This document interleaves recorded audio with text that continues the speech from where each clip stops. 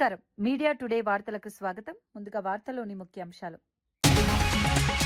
వ్యవసాయ రంగాలపై అధికారులతో సమీక్ష నిర్వహించిన సీఎం. స్వర్ణాంధ్ర విజన్ లక్ష్యాలపై సమీక్ష చేసిన చంద్రబాబు. వ్యవసాయ అనుబంధ రంగాలపై కీలక సూచనలు. రైతులకు ఉపయోగపడే కార్యాచరణ సిద్ధం చేయాలన్న సీఎం. ఆర్ఆర్ఆర్ అంశంపై గవర్నర్ను కలిసిన కవిత. ప్రజా సమస్యలను గవర్నర్ దృష్టికి తీసుకెళ్లిన కవిత. తదుపరి కార్యాచరణ చర్యలో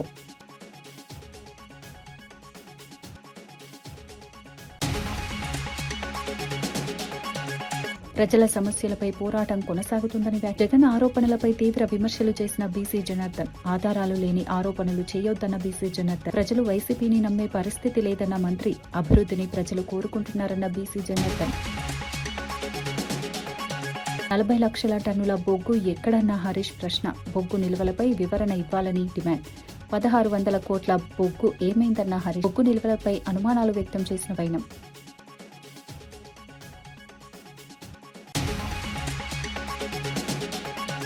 జగన్ వ్యాఖ్యలపై తీవ్ర ఆరోపణలు చేసిన భూమిరెడ్డి. వైఎస్ కుటుంబంపై సంచలన వ్యాఖ్యలు.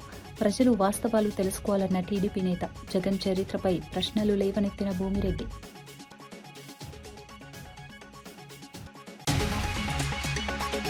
స్వర్ణాంధ్ర విజన్ 2047 లక్ష్యంగా ముఖ్యమంత్రి చంద్రబాబు వ్యవసాయ అనుబంధ రంగాలపై సమీక్ష నిర్వహించారు. సీఎం క్యాంపు కార్యాలయంలో జరిగిన సమావేశానికి మంత్రి అచ్చెన్నాయుడు, సీఎస్ సాయిప్రసాద్ అధికారులు హాజరయ్యారు. వ్యవసాయం, హార్టికల్చర్, ఆక్వాకల్చర్, పశుసంవర్ధక శాఖలపై సమగ్రంగా చర్చించారు. ఎల్నినో ప్రభావం, వర్షపాతం పరిస్థితులు, సాగునీరు, విత్తనాల పంపిణీ వంటి అంశాలపై అధికారుల నుంచి వివరాలు తెలుసుకున్నారు. ప్రాథమిక రంగంలో 6 మిషన్ల అమలుపై దృష్టి పెట్టాలని సూచించారు. రైతులకు ఉపయోగపడే విధంగా ముందస్తు కార్యాచరణ ఉండాలని అధికారులకు ఆదేశించారు.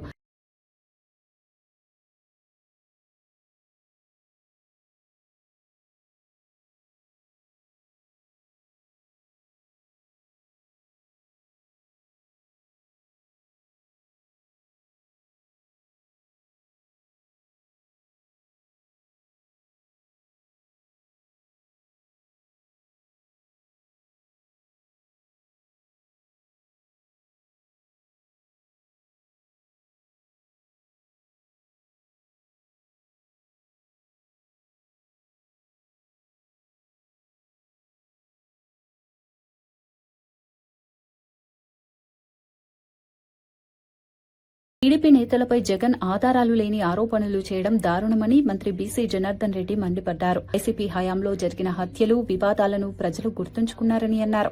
అందుకే గతంలో 151 స్థానాలు గెలిచిన పార్టీ ఇప్పుడు 11 స్థానాలకు పరిమితమైందన్నారు. జగన్ అభద్రతా భావంతో ఇంటి చుట్టూ ఇనుప కంచెలు వేసుకుని జీవిస్తున్నారని విమర్శించారు. ప్రజలు వైసీపీని నమ్మే పరిస్థితి లేదన్నారు. సీఎం చంద్రబాబు, మంత్రి లోకేష్లను విమర్శించే అర్హత జగన్ కు లేదని స్పష్టం చేశారు. ప్రజలు అభివృద్ధిని కోరుకుంటున్నారు. గుడ్డలి పార్టీ నిన్ను ఒక్కటే గుర్తు పెట్టుకోవాలి. జగన్మోహన్ రెడ్డి గారు ఇన్ని సామెతలు చెప్తా ఉన్నావు. 151 సీట్ల నుంచి 11 సీట్లకే నేను మిగిల్చారంటే ప్రజలు నీ యొక్క మనోభావాలు ఏమింటాయి, నీ చరిత్రను కూడా ప్రజలు నీ నడివడికన 5 సంవత్సరాల కాలంలో నువ్వు చేసినటువంటి అరాచకము, నువ్వు చేస్తున్నటువంటి అరాచకము, ఆ అరాచకాలను చూసిన తర్వాతనే నిన్ను 151 నుంచి 11కు దింపినారే. ఇంకా నీకు ఒక్కటే ఇక్కడ రాజారెడ్డి గారిలో ఉన్నటువంటి DNA, రాజారెడ్డి గారిలో ఉన్నటువంటి క్రూర స్వభావాలు ఏవి ఉన్నాయో ఆ క్రూర స్వభావాలన్నీ కూడా జగన్మోహన్ రెడ్డి గారు. జగిత్యాల ఆర్టీసీ డ్రైవర్ అశోక్ ను వెంటనే విధుల్లోకి తీసుకోవాలని మాజీ మంత్రి గంగుల కమలాకర్ డిమాండ్ చేశారు. లేదంటే రీజనల్ మేనేజర్ కార్యాలయం ముందు బైఠాయిస్తామని హెచ్చరించారు. రైతుల సమస్యలపై ప్రశ్నించినందుకై ఇంత కఠిన చర్యలు తీసుకుంటారా అని ప్రశ్నించారు. తమ ప్రభుత్వ హయాంలో తమపై విమర్శలు చేసిన వారిని ఇబ్బంది పెట్టలేదని గుర్తు చేశారు. అశోక్ ఇచ్చిన రిమూవల్ లెటర్ ను వెంటనే వెనక్కి తీసుకోవాలని డిమాండ్ చేశారు. ఉద్యోగిపై అన్యాయం జరిగితే బీఆర్ఎస్ చూస్తూ ఊరుకోదన్నారు. ఉద్యోగుల హక్కుల కోసం పోరాటం కొనసాగుతుందని తెలిపారు. ఈ వ్యవహారం ప్రస్తుతం రాజకీయంగా చర్చనీయాంశమవుతోంది. ఈ మీటింగ్ అయినాక డెఫినెట్ మనం అటే వెళ్దాం, ఆర్ఎం హౌస్కి వెళ్తాం.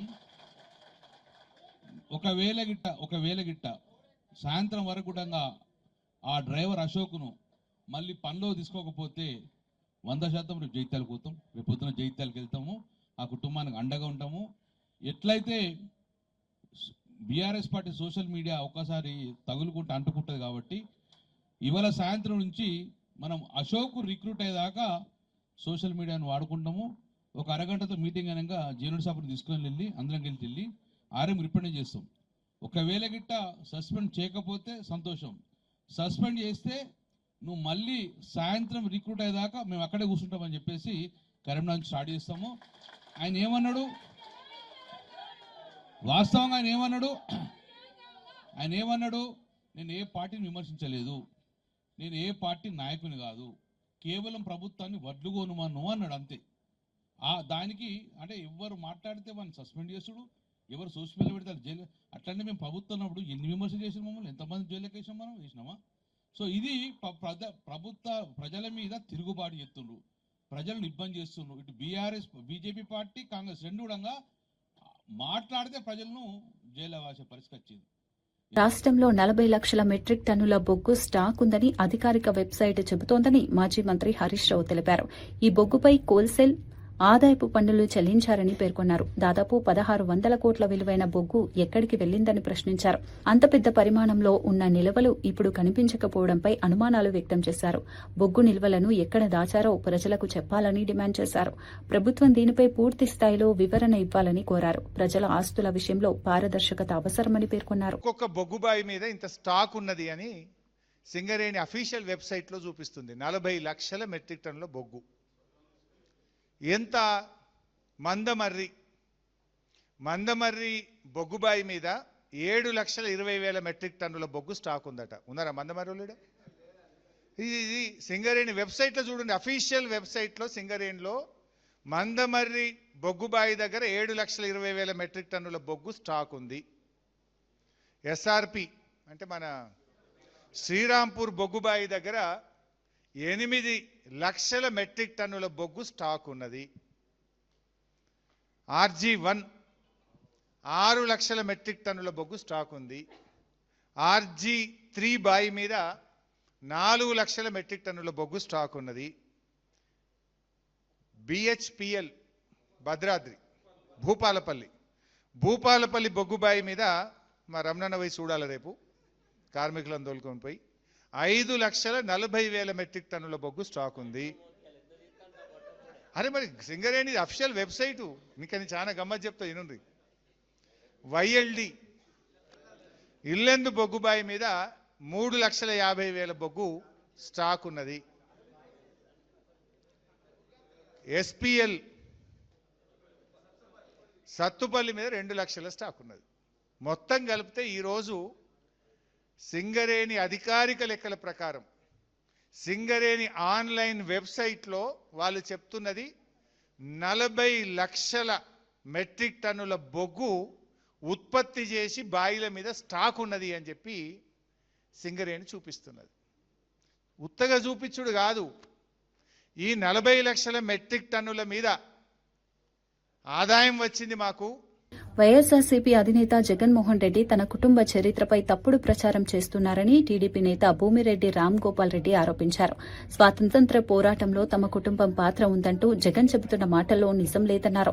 వైఎస్ కుటుంబం బ్రిటిష్ కాలంలో ప్రత్యేక ప్రాధాన్యతతో ఎదిగిందని విమర్శించారు. స్వాతంత్ర్యం తర్వాత మైనింగ్ ఆస్తుల కోసం అమాయకులను హత్య చేశారంటూ తీవ్ర ఆరోపణలు చేశారు.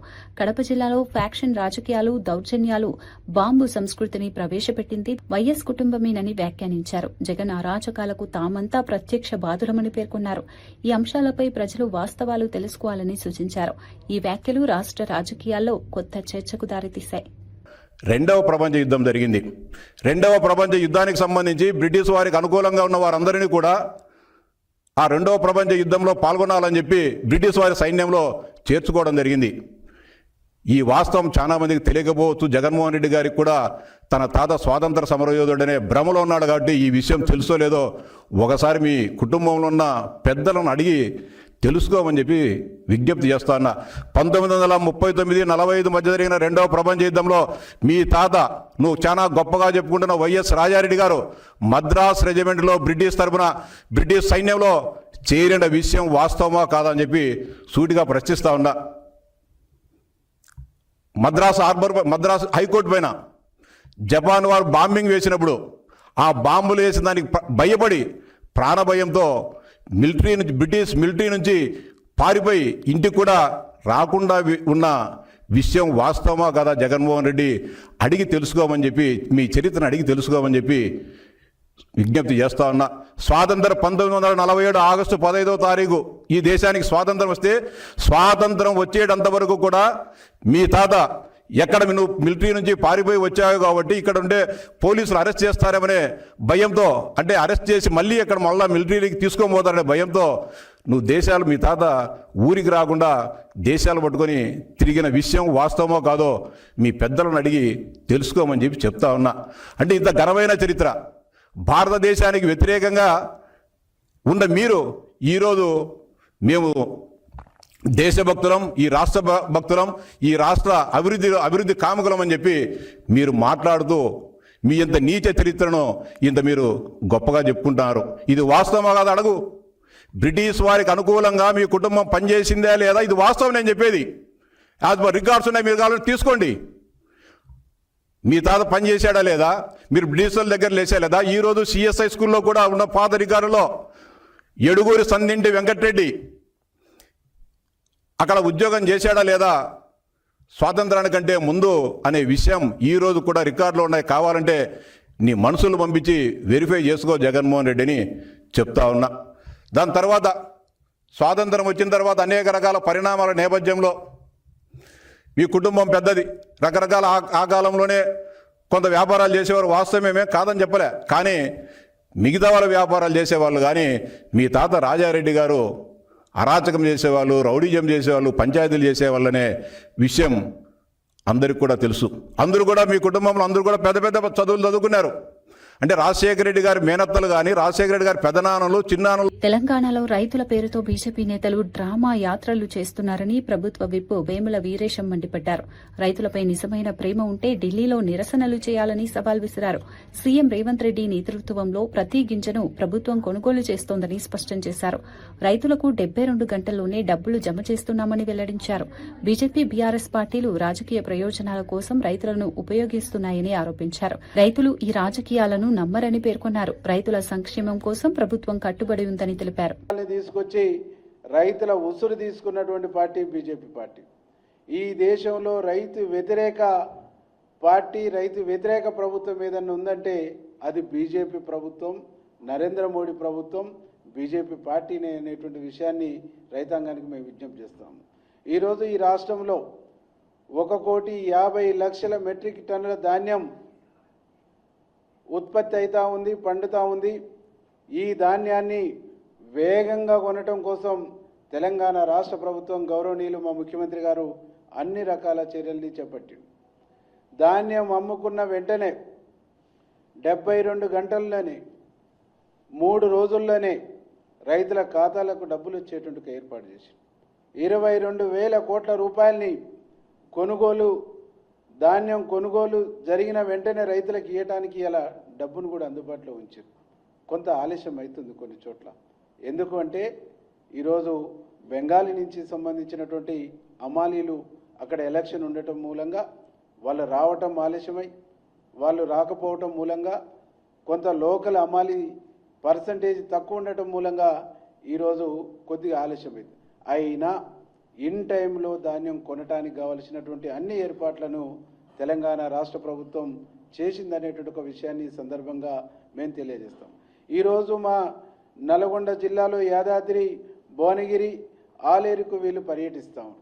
పోయిన సీజన్లో ఆలేరు, యాదాద్రి, భువనగిరి, రావణపేట మండలం, అట్లాగే తుంగతుర్తికి సంబంధించినటువంటి అనేక మండలాలు కూడా ఈ యాదాద్రికి వస్తాయి. పోయిన సంవత్సరం జూన్ 11, 12 నాటికి అక్కడ కొనుగోళ్లను మేము పూర్తి చేసినాం. ఈసారి అంతకంటే ముందే 4, 5 తారీఖులనే పూర్తి కాబోతా ఉన్నాయి.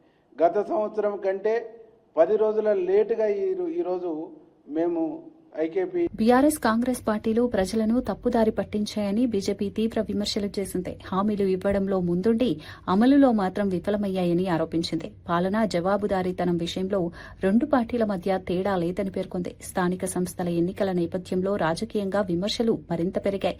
హైదరాబాద్ స్థానిక ఎన్నికలను దృష్టిలో ఉంచుకుని పార్టీలు ప్రచారాన్ని వేగవంతం చేస్తున్నాయి. ఒకరిపై ఒకరు ఆరోపణలు చేస్తూ రాజకీయ వాతావరణాన్ని వేడెక్కిస్తున్నాయి. ప్రజలను మోసం చేసిన పార్టీలకు తగిన బుద్ధి చెప్పాలని బీజేపీ పిలుపునిచ్చింది. రాబోయే ఎన్నికల్లో ప్రజలు మార్పు కోరుకుంటున్నారని నేతలు వ్యాఖ్యానించారు. అయితే రేవంత్ రెడ్డి గారు మహా తుగ్లక్, ఈయన చేసేవన్నీ కూడా మూడు చేస్తా ఉన్నారు. మీకు క్లారిటీ లేనప్పుడు, మీకు ఏ బూత్లు ఎక్కడ రావాలి, ఏ ఒక బౌండరీ ఎక్కడ రావాలి మీకే తెలియనప్పుడు ఈ హైదరాబాద్ నగరాన్ని మీరు ఎందుకు ఈ విధంగా చేస్తా ఉన్నారు? రెండు పార్టీలు కూడా హైదరాబాద్ ప్రజలతో మజ్లీస్ని అడ్డు పెట్టుకొని ఆడుకుంటున్నారు. వీళ్ళకు మజ్లీస్ ముఖ్యం కానీ హైదరాబాద్ ప్రజలు ముఖ్యం కాదు. గత ప్రభుత్వం రియల్ ఎస్టేట్ మీద వాళ్ళ తిజోరీలు నింపుకున్నారు. ఈ ప్రభుత్వం మొత్తం రియల్ ఎస్టేట్నే మొత్తానికి బర్బాద్ చేసింది. మొన్న ఏ బిల్డర్ని అడిగినా కూడా కొత్త వెంచర్ తీసుకోవట్లేదు సార్, 2.5 years అయింది ఈ ప్రభుత్వం వచ్చినప్పటి నుంచి మా వెంచర్లే కావట్లేదు చెప్తాను. తమిళనాడులో మహిళలు వినూత్నంగా నిరసన తెలియజేసిన ఘటన చర్చనీయాంశమైంది.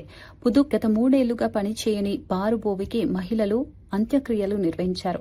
ఎన్నిసార్లు ఫిర్యాదు చేసినా అధికారులు స్పందించకపోవడంతో ఈ విధంగా నిరసన తెలిపారు. బోరుబావికి పూలమాలలు వేసి అంతిమ యాత్ర నిర్వహించారు. నీటి సమస్య కారణంగా ప్రతిరోజు 5 కిలోమీటర్లు నడిచి నీళ్లు తెచ్చుకోవాల్సి వస్తోందని మహిళలు ఆవేదన వ్యక్తం చేశారు. விஜய்க்கு போட்டு ஜெயிக்க வச்சு இன்னும் ஒன்னே காணும். ஆமா, இல்லத்திரவட்டி கிராமத்துலேருந்து பேசுகிறோம். 3 வருஷமா தண்ணியே வரல, போரில் சுத்தமாக தண்ணியே கிடையாது. நாங்களும் போகாத இடம்ல கலெக்டர் ஆஃபீஸ் வரைக்கும் போயிட்டு வந்துட்டோம். தண்ணியே தர முடியாதுன்னு சொல்கிறா. 20 வீட்டுக்கு எதுக்கு தண்ணிங்கிறாங்க.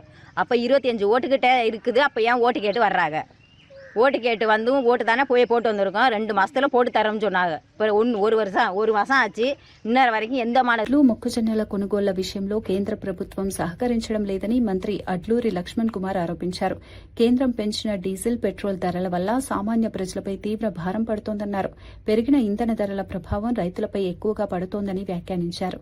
రైతులకు అండగా నిలవాల్సిన సమయంలో కేంద్రం విఫలమైందని విమర్శించారు. ధాన్యం కొనుగోళ్లలో రాష్ట ప్రభుత్వానికి అవసరమైన మద్దతు అందడం లేదన్నారు.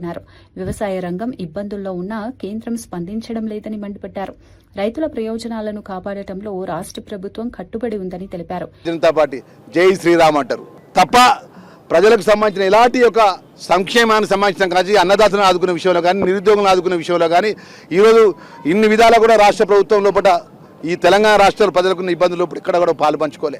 రాష్ట్ర ప్రభుత్వం ద్వారా దామాషా ప్రకారం మనం ఎంతైతే పన్ను చెల్లిస్తామో కేంద్ర ప్రభుత్వం నుంచి మన రాష్ట్ర ప్రభుత్వానికి మన తెలంగాణకు అంత రాదు. వాళ్ళు అరకొరగా ఇచ్చి ఈరోజు నిధులు సరిగి ఇవ్వక, మన సంక్షేమాన్ని పట్టించుకోక, మన అన్నదాతలను పట్టించుకోక తిరిగి డీజిల్ ఛార్జీలు, పెట్రోల్ ఛార్జీలు పెంచిళ్ళు. మొన్నటి వరకు 2023 డిసెంబర్ వరకు మేమే రాజులం, మేమే మంత్రులు బీఆర్ఎస్ పార్టీ ఒక్క మాట మాట్లాడతలేదండి. డీజిల్ మీద మాట్లాడతలేదు, పెట్రోల్ మీద మాట్లాడతలేదు. ఈ రోజు ఏదైతే పెంచినటువంటి డీజిల్, పెట్రోల్ ధర ద్వారా సామాన్య ప్రజల మీద పెను భారం పడుతుంది. మన తక్షణమే నరేంద్ర మోడీ గారు మీరు ఏదైతే పెంచినటువంటి డీజిల్ ధరలను, పెట్రోల్ ధరలను వెంటనే మీరు ఏదైతే పెంచిన ధరలను వెంటనే మీరు ఉపసంహరించుకోవాలని చెప్పేసి డిమాండ్ చేస్తూ తక్షణమే గిట ఆ పెంచిన ధరలు తగ్గించుకోకపోతే రేపు రాబోయే రోజుల్లో రాష్ట్ర కాంగ్రెస్ పార్టీ ఆధ్వర్యంలో మహేష్ కుమార్ గౌడ్ ఆధ్వర్యంలో, ముఖ్యమంత్రి గారు రేవంత్ రెడ్డి గారి ఆధ్వర్యంలో పెద్ద ఎత్తున గ్రామాన్న ప్రజలతో నిరసన కార్యక్రమం చేపడతామన్న విషయాన్ని కూడా మనవి చేసుకుంటూ పెట్రోల్, డీజిల్ పై లీటర్కు 10 రూపాయల ఎక్సైజ్ డ్యూటీ తగ్గించినట్లు జరుగుతున్న ప్రచారంపై స్పష్టత వచ్చింది. కేంద్ర ఆర్థిక మంత్రి నిర్మలా సీతారామన్ చేసిన వ్యాఖ్యలు తాజాగా చేసిన ప్రకటనలు కావని తేలింది. ఇవి గతంలో మార్చి 27న కేంద్రం అమలు చేసిన పన్నుల తగ్గింపుకు సంబంధించినవేనని అధికారులు వివరించారు. సామాన్య ప్రజలపై భారం తగ్గించేందుకు గతంలోనే కేంద్రం భారీ స్థాయిలో పన్నుల కోత విధించిందని గుర్తు చేశారు. ఇటీవల ఇంధన ధరల పెరుగుదల నేపథ్యంలో కేంద్రం భరించిన ఆర్థిక భారాన్ని వివరించే క్రమంలోనే ఈ వ్యాఖ్యలు చేసినట్లు స్పష్టం చేశారు. సోషల్ మీడియాలో జరుగుతున్న ప్రచారాన్ని ప్రజలు నమ్మే ముందు వాస్తవాలు తెలుసుకోవాలని సూచిస్తున్నారు. ఈ అంశంపై రాజకీయ వర్గాల్లోనూ చర్చ కొనసాగుతోంది. सिद्बी के एड्रेस के समय मैंने उस विषय को जिक्र किया. More than 1 lakh crore annually this year we have given through the excise duty reduction. Had we not given that reduction at that time, even at that time 10 rupees would have been the increase at that time itself. So we have given, and that is almost 1 lakh crore on the budget. But the increases now are coming from the oil marketing companies because they are the ones who are procuring and selling. Velugumatla Rayagiri RRR అంశాలను governor దృష్టికి తీసుకెళ్లామని కల్వకుంట్ల కవిత వెల్లడించారు. ప్రజా సమస్యల పరిష్కారంపై తమ వినతులను గవర్నర్కు వివరించినట్లు తెలిపారు. తమ అభ్యర్థనలపై governor సానుకూలంగా స్పందించారని చెప్పారు. ప్రభుత్వం తీసుకునే చర్యలను బట్టి తదుపరి కార్యాచరణ ప్రకటిస్తామని స్పష్టం చేశారు. ప్రజల సమస్యల విషయంలో వెనక్కి తగ్గేది లేదన్నారు. ప్రజల తరపున పోరాటం కొనసాగుతుందని పేర్కొన్నారు. సమస్యల పరిష్కారమే తమ లక్ష్యమని తెలిపారు. అక్వైర్ చేస్తున్నటువంటి ల్యాండ్కి సంబంధించిన అంశం కావచ్చు, RRRలో ల్యాండ్ కోల్పోతున్నటువంటి భూ నిర్వాసితులు కావచ్చు, వీరందరి పట్ల అనేక రకాల పోరాట రూపాల్లో మేము పోరాడుతూ వచ్చినాం. కొన్ని చోట్ల రిజల్ట్ సాధించుకోగలిగినాం. ఖమ్మం వెలుగుమట్లలో దాదాపుగా 318 మందికి మళ్ళీ ప్రభుత్వం దిగి వచ్చి అదే చోట పట్టాలు ఇవ్వడం, అదేవిధంగా పరిగి కానీ RRR కానీ మరి జరుగుతున్నటువంటి ప్రయత్నాలు ప్రభుత్వం ఆపేయడం, ఇవన్నీ కూడా మేము పాక్షిక విజయాలుగా భావిస్తూ మరి సంపూర్ణ విజయం కావాలంటే ఖచ్చితంగా ఇందులో కేంద్ర ప్రభుత్వం ఇన్వాల్వ్మెంట్ ఉండాలి. మరి రాష్ట్ర ప్రభుత్వం దగ్గర నుంచి మంచి రిపోర్ట్ తెప్పించుకొని మరి ఏ విధంగా అన్యాయం జరిగిందో తెలుసుకొని న్యాయం చేసే విధంగా మరి గవర్నర్ గారిని కలిసి ఇవాళ వారి మద్దతు కూడగట్టడానికి ఇక్కడికి రావడం జరిగింది. ఖమ్మం నుండి నవ్య అట్లానే రంగారెడ్డి జిల్లా గండిపేట మండలం కోకాపేట చెరువు పరిధిలో హైడ్రా అధికారులు కఠిన చర్యలు చేపట్టారు. గోల్డ్ షిప్ విలాస్లో పార్కు స్థలాన్ని ఆక్రమించిన ప్రాంతాన్ని అధికారులు గుర్తించి కూల్చివేశారు. ప్రజలకు ఉపయోగపడే పార్కు స్థలాలను ఎట్టి పరిస్థితుల్లోనూ కబ్జా చేసేందుకు అనుమతించబోమని స్పష్టం చేశారు. చెరువులు, పార్కులు ప్రభుత్వ భూముల పరిరక్షణలో రాజీ పడబోమని హెచ్చరించారు. ఆక్రమణలపై నిరంతరం నిఘా కొనసాగుతుందని తెలిపారు.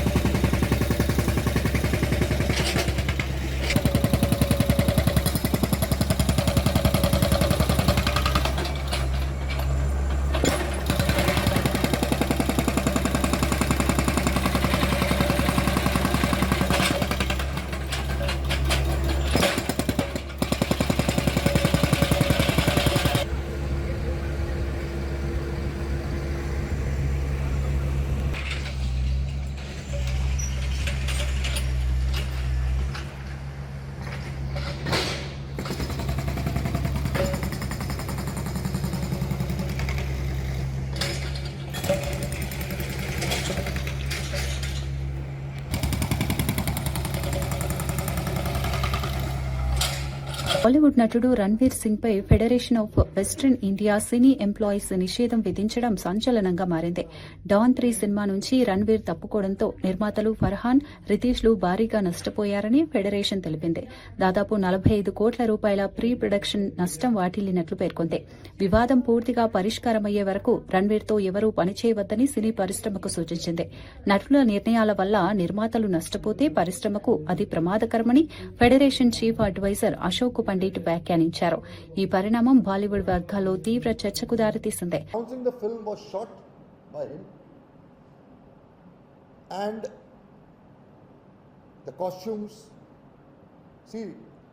मैंने इतनी बड़ी जो फिल्म 250-300 करोड़ की फिल्म बनती है तो कम से कम प्री प्रोडक्शन का खर्चा बहुत होता है. So they have spent 45 crores on the pre production. 3 weeks before the unit is supposed to leave for the shoot, he withdraws from the film.